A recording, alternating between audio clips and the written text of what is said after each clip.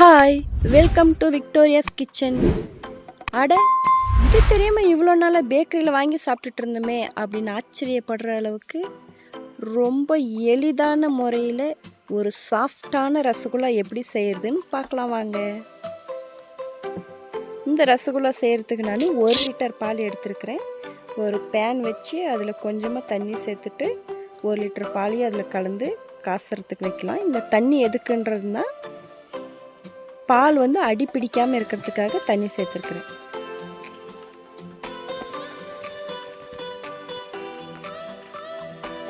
Low ஃப்ளேம்லேயும் வைக்கக்கூடாது, high ஃப்ளேம்லேயும் வைக்கக்கூடாது, medium ஃப்ளேமில் வச்சு பால் காய்ச்சுங்க. பால் வந்து பொங்கக்கூடாது. இப்படி நுர கட்டுற ஸ்டேஜ் வந்தால் ஸ்டவ்வை ஆஃப் பண்ணிடணும். பாருங்கள், நுர கட்டி வச்சு நம்ம ஸ்டவ் ஆஃப் பண்ணிடலாம். அப்படியே ஒரு 2 நிமிஷம் கைவிடாமல் கரண்டியில் கிளறி விடலாம். பால் வந்து ஆடை கட்டக்கூடாது, அதனால தான் கிளறி விடுறது.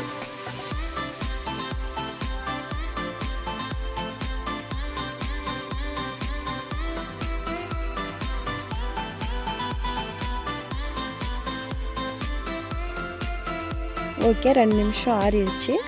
இப்போ வந்து ஒரு 1/2 லெமன் புழிஞ்சு விடலாம். மறுபடியும் ஒரு 1/2 லெமன் புழிஞ்சிக்கலாம். 1/2 லிட்டர் பாலுக்கு 1/2 லெமன் போதும். 1 லிட்டருன்றதுனால நம்ம 1 லெமன் சேர்த்துக்கலாம். பாருங்கள், லெமன் சாறு பட்டதும் பால் உடைய ஆரம்பிச்சிருச்சு.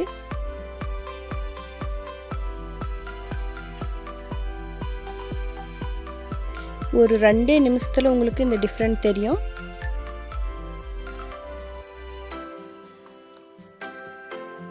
தண்ணி கருகருன்னு தண்ணியை பிரிஞ்சு நின்றுச்சு. அவ்வளோதாங்க. இப்போ வந்து வடிகட்டி எடுத்துடலாம்.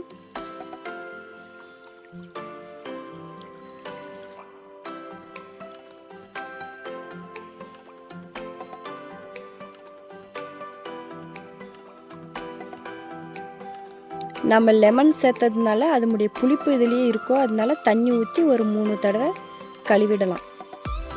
அப்படியே மொள தண்ணி சேர்த்து அப்படியே கிளறி விட்டிங்கன்னா அந்த லெமனோட ஜூஸ் எல்லாம் அப்படியே போயிடும்.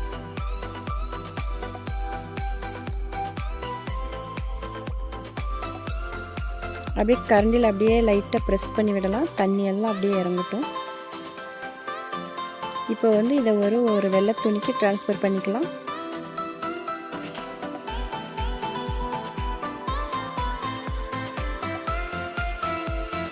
அப்படி சுருட்டி புழிஞ்சு விடலாம். பாருங்கள், தண்ணியெல்லாம் வந்துருச்சு, ஃபுல்லாக ட்ரை ஆயிடுச்சு. இது இப்படியே ஒரு 1 ஹவர் அப்படியே வச்சிடலாம். அது அப்படியே சாஃப்ட் ஆகட்டும். இப்போ வந்து நம்ம சர்க்கரை பாகு ரெடி பண்ணிக்கலாம். 1 கப் சர்க்கரை எடுத்துருக்கிறேன். அதுக்கு வந்து 3 கப் தண்ணி சேர்க்கணும். இது வந்து நல்லா கொதிக்கட்டும். கம்பி பதம் வரணும் அப்படின்ற அவசியமெல்லாம் ஒன்றும் இல்லை, நல்லா கொதிச்சா போதும். இப்போ வந்து நம்ம இது வந்து மிக்சரை வந்து ரெடி பண்ணிக்கலாம். பாருங்கள் எவ்வளோ சாஃப்டாக ஆயிடுச்சின்னு 1 மணி நேரத்தில். இது வந்து நல்லா நம்ம வந்து ப்ரெஸ் பண்ணி சப்பாத்தி மாவு பிசைகிற மாதிரி நல்லா பிசைஞ்சு அதை பதத்துக்கு கொண்டு வரணும்.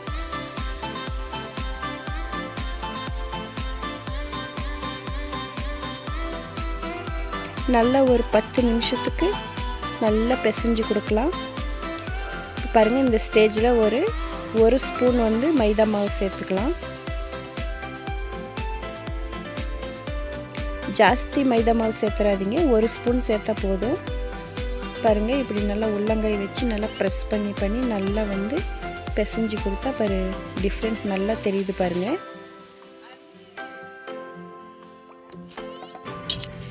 இந்த மாவு போட்டு பிசைக்குள்ளே நல்லா பதத்துக்கு வரும். பாருங்கள், நல்லா சாஃப்டாக நல்லா ஆயிடுச்சு.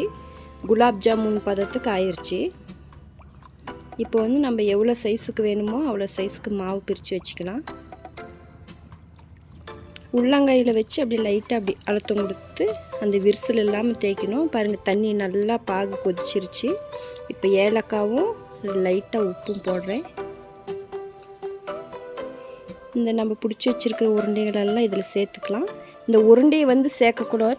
பாகு வந்து நல்லா கொதிச்சிட்ருக்கணும். லோ ஃப்ளேமில் இருக்கக்கூடாது. லோ ஃப்ளேமில் இருந்தால் இதெல்லாம் உடஞ்சிரும்.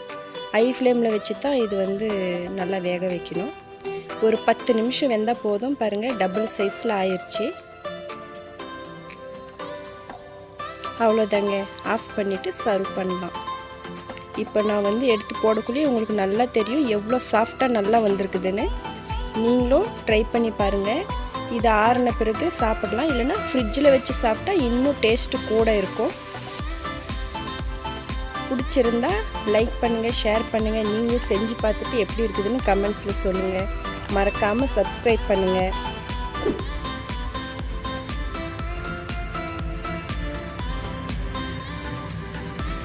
அப்படியே அந்த பாக்குள்ள எடுத்து சாப்பிடக்குள்ள அது டேஸ்ட் அல்டிமேட்டாக இருக்கும். நெக்ஸ்ட் வீடியோவில் சந்திக்கிறேன். பாய்.